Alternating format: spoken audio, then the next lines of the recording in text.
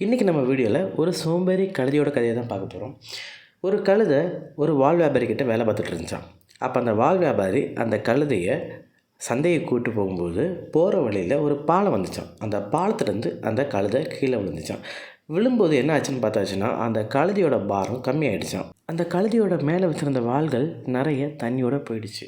அதனால தான் அந்த பாரம் கம்மியாக இருக்குது. வேறு வழியும் இல்லாமல் அந்த வாள் வியாபாரி அந்த கழுதையை சந்தையை கூப்பிட்டு போயிடுறாங்க.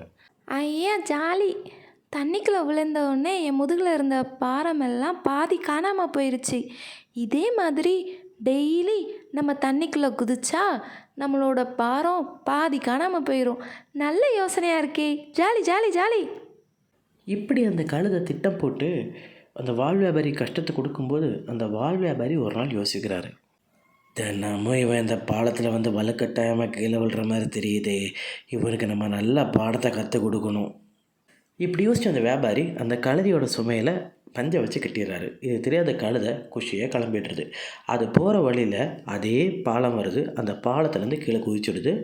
அந்த கீழே குதிச்ச உடனே அந்த பஞ்சு தண்ணியில் பட்டு அந்த பஞ்சோட வெயிட்டு ஜாஸ்தி ஆகுது. ஐயோ அப்பா! டெய்லி இப்படி குதிச்சா இன்னைக்கு என்னடானா பாரம் அதிகமாயிருச்சே! ஐயோ! அந்த வாள் வியாபாரி கற்றுக் கொடுத்த பாடத்தினால இன்றைக்கி வரைக்கும் அந்த கழுதை தண்ணியில் குதிக்காமல் அதோட வேலையை பார்த்துட்ருக்கு. அந்த வாள் வியாபாரிக்கு வியாபாரமும் பெருகிடுச்சு.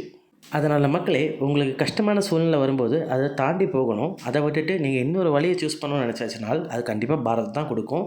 இதெல்லாம் தாண்டி நேர் வழியை சூஸ் பண்ணி சந்தோஷமாக லைஃப்பில் வாழுங்க மக்களே. பாய்.